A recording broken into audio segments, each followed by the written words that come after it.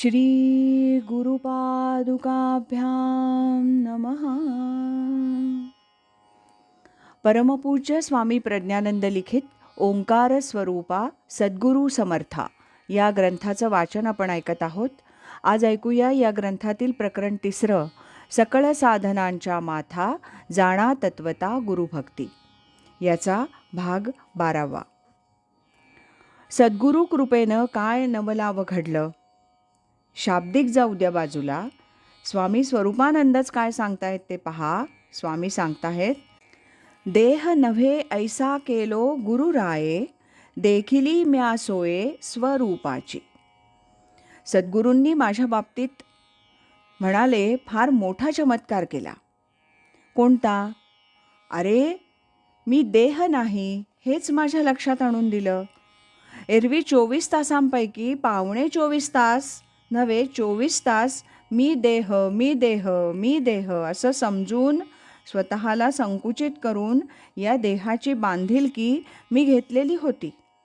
मी स्वतःला संकुचित करून घेतलेलं होतं. गुरुकृपा झाली आणि माझ्या जीवनात असलेला हा अज्ञान भ्रम नाहीसा झाला.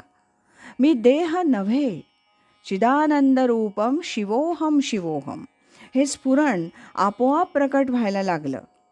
पुढे स्वामी सांगतायत, जन्ममरणाची संपली ते वार्ता, दूर ठेली चिंता संसाराची. शरीर मी म्हणून तुम्ही वागत राहिलात की संसार प्रपंचाची चिंता एकसारखी तुम्हाला जाळत पोळत राहिलेलीच असते. जीवनामध्ये सर्वात मोठं भय जर काही असेल तर ते मृत्यूचं भय आहे. कुठे जरा काही बरं वाईट झालं की झालं, आता सगळं संपणार. मृत्यूच्या भयानं माणूस जितका व्याकुळ होतो तितका अन्य कशानेही होत नाही. मरायचं, पुन्हा जन्माला यायचं, पुन्हा मरायचं, पुन्हा जन्माला यायचं. प्रत्येक जन्मामध्ये प्रत्येक अवस्थेमध्ये असेच अनंत संसार आपण केलेले आहेत. परमेश्वरानं सर्वात मोठी कृपा जर माणसावर कुठली केली असेल तर गेलेले जन्म या जन्मात आठवत नाहीत हीच आहे. नाहीतर कुणाकुणाशी संसार केले आणि काय काय सुखदुःख भोगली हे सगळं जर आठवायला लागलं 84 लक्ष योनीतलं, तर आहे हा जन्मही त्यानं व्याकुळ होऊन जाईल आणि मरायची पाळी येईल. स्वामी सांगतात, हा मोठा चमत्कार झाला सद्गुरू कृपेचा. संसार प्रपंचाची चिंताच संपून गेली. पुन्हा जन्माला यायचं नाही आणि पुन्हा इथं मरायचं नाही हे सगळं आटूनच गेलं, संपूनच गेलं. आता कसा राहिलो? आता आत्मरूप झाले त्रिभुवन.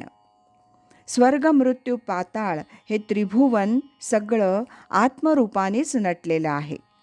इथे वेगळेपणा काही उरलाच नाही. हरपले भान दिक्कालाचे. कोणत्या अवस्थेत स्वामी राहत होते हे लक्षात घ्या.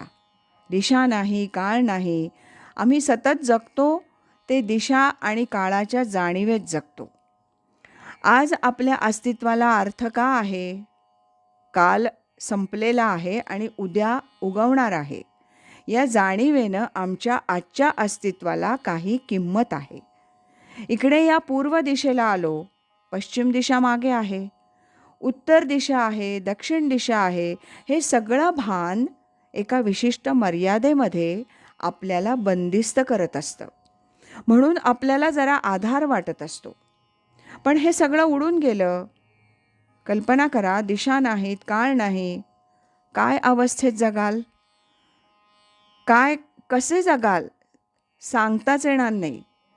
आम्ही परब्रह्म स्वरूपच होऊन जगणार आहोत. दिशा आणि काळ या 2 गोष्टी गेल्या जीवनातल्या की तुम्ही परब्रह्म स्वरूप होऊनच जगायला लागता. स्वामींनी मार्मिक शब्द वापरलेत. स्वामी म्हणे मन होताची उन्मन, लाधले निधान स्वानंदाचे. मनाचं उन्मन झालं. मन हे कमळासारखं आहे अशी शास्त्रकारांनी कल्पना केलेली आहे.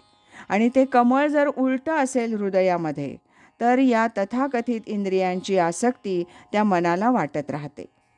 मन उन्मन करायचे. विषयांच्या पाठीमागे इंद्रिय धावतात. इंद्रियांना ती कायमची खोडच आहे. आणि मन त्या इंद्रियांच्या मागे, त्या विषयांच्या मागे धावत राहतं. म्हणून आपण सैरावैरा भटकत राहिलेलो असतो. पण ते मनच जर उन्मन केलं, देहभाव संपवून टाकला आणि मी तो चिदानंद रूपम शिवोहम शिवोहम त्या तत्वाशी माझं सगळं मन एकरूप करण्याचा प्रयत्न केला, स्वामी सांगताहेत, लाधले निधान स्वानंदाचे.